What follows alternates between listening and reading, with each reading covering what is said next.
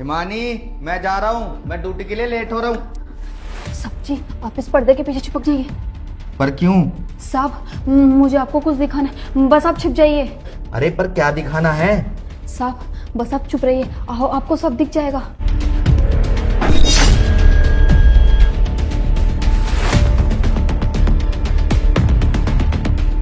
ओए, तेरे साहब ऑफिस गए? हाँ मैम साहब जी तो गए। जा बाहर जाके देख क्या गए कि नहीं। जी।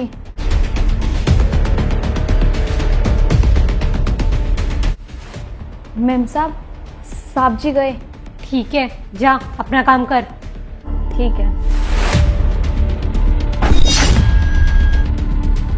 हेलो बेबी, कहाँ हो तुम? मैं सोसाइटी के बाहर कार में बैठा हूँ। ठीक है, जल्दी ऊपर आओ, मयंक चले गए। ठीक है बेबी, बस मैं अभी आया। ओके।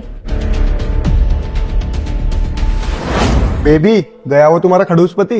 हाँ गया, शांति मिली। वो कैसे?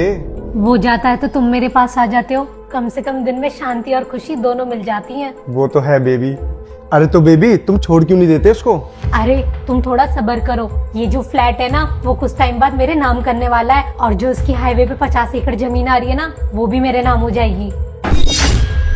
अरे वाह, क्या सच में? हाँ सच में, एक बार वो ये सब मेरे नाम कर दे, वैसे भी तलाक देने के बाद ये सारी प्रॉपर्टी मेरी हो जाएगी। सही कहा यार, अगर ये सब हो गया ना तो जिंदगी मौज से कटेगी, कुछ करने की जरूरत नहीं है। बस फिर तो जिंदगी में ऐश और आराम होंगे।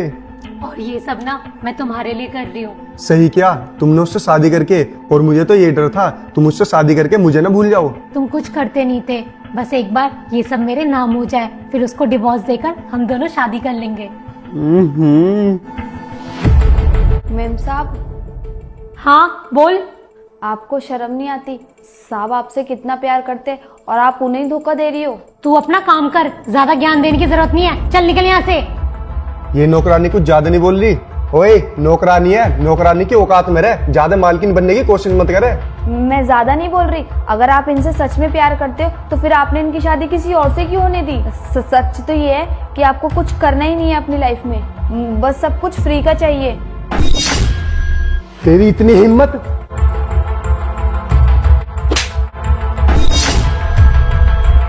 थप्पड़ मारने से सच्चाई नहीं बदलेगी। अच्छा, तू ऐसे नहीं मानेगी, इस चीज का भी इलाज है मेरे पास।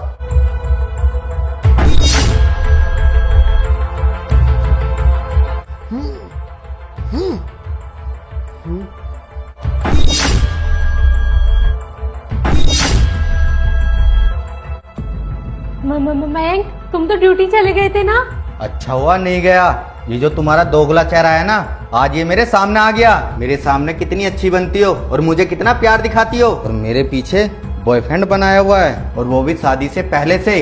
अगर तुम्हें इससे ही प्यार था तो मुझसे शादी क्यों करी? नहीं मयंक, ऐसा कुछ भी नहीं है, यही मेरे पीछे पड़ा हुआ है। मैं तो इससे बोलती थी कि मैं मयंक को धोखा नहीं दे सकती, लेकिन ये जबरदस्ती घर में आ जाता है। कोई फायदा नहीं है इन बातों का, मैंने तुम्हारी सारी बातें इस फोन में रिकॉर्ड कर ली है। तुमसे तो मैं बाद में निपटूंगा, पहले इसे पुलिस के हवाले करता हूँ। पुलिस? ओए! इसके भरोसे थी तुम, हैं? पर ये तो पुलिस का नाम लेते ही भाग गया। देखो ना कितना लंबा साथ निभाया तुम्हारा इसने। नहीं मयंक, मुझे तुम्हारे साथ रहना है। पर मैं तुम्हारे साथ एक मिनट नहीं रहना चाहता।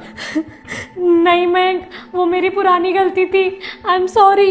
ये तू पुरानी गलती बोलती है?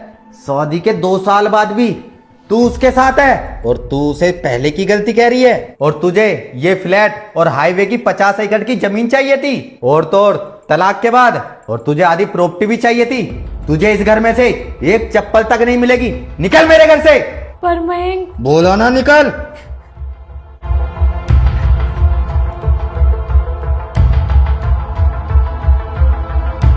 और सुनो, ये चप्पल भी मेरे पैसों की आई हुई है, इन्हें यहीं छोड़ और निकल यहां से।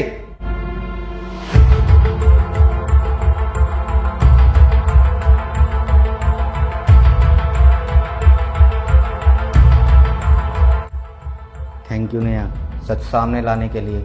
साहब, सच तो मैं आपको पहले दिन ही बताना चाहती थी जब मुझे पता चला था, लेकिन मेम साहब ने मुझे डरा दिया था। अगर मैं आपको सब कुछ सच बता देती तो वो मुझे जेल भेज देती और उन्होंने मुझे धमकी दी थी कि मैं तुझे नौकरी से निकाल दूंगी। तो फिर आज कैसे हिम्मत दिखाई तुमने? मैं नहीं चाहती थी साहब कि आपकी मेहनत की कमाई कोई और ले जाए और आपको धोखे में रखे।